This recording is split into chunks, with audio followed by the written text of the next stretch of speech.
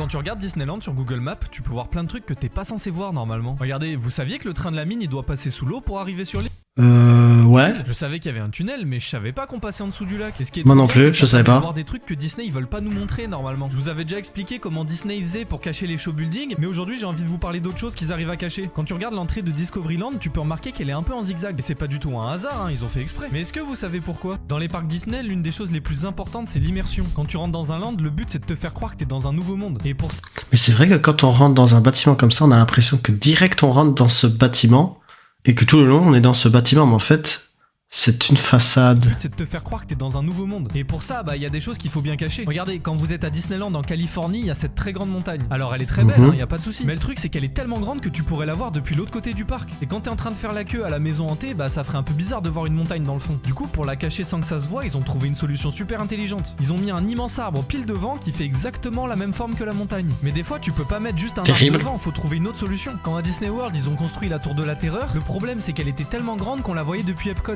Alors au lieu de mettre un arbre pour essayer de la cacher, ce qu'ils ont fait c'est qu'ils l'ont Une décoré pub. dans le même style que le pavillon marocain. Et ça marche bien, hein, regarde. Oh là là, la dinguerie. Franchement, Disney, c'est incroyable en vrai. Je vous jure, incroyable. Et vous, est-ce que vous avez déjà été à Disney?